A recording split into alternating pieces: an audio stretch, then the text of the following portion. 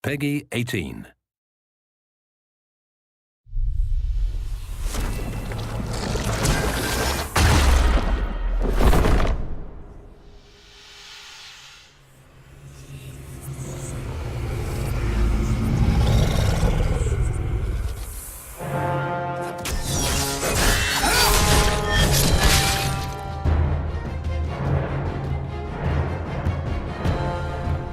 Hi, I'm Mike Laidlaw, lead designer for Dragon Age 2, and today we're going to take a look at some PC gameplay and the two different ways you can play Dragon Age 2, as an action RPG adjusting your strategy on the fly, or with a more considerate pause and play approach, issuing your orders tactically. Let's take a look.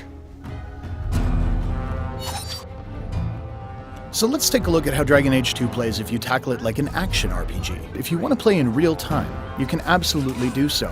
The rogue really shines here, able to move quickly around the battlefield, get into position, and separate out enemies. Of course, once you get into the thick of things, you'll notice you can fluidly move between characters.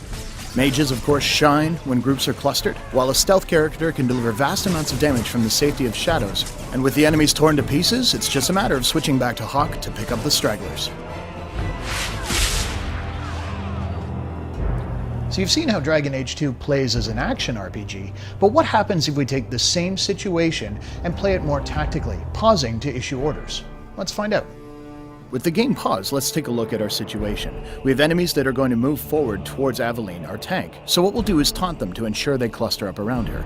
At the same time, we'll lay down a clever trap using a glyph of paralysis that should hold the majority of them in place. While we're at it, we have two groups of archers in the back, so using both of our rogues, we're going to toss miasmic flasks to stun them, taking them out of the fight for a short period of time as well. The enemy's approaching, they hit the trigger, perfect, they've fallen into our trap like we expected.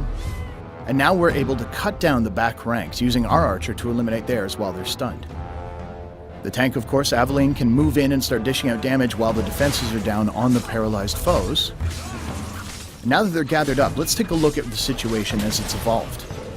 Switching to Hawk, you'll notice that the enemies are all kind of standing in a row, perfect for a knockdown attack, which will scatter them off their feet and unable to move out of a rain of arrows that Varric will lay down over the battlefield. And there it is.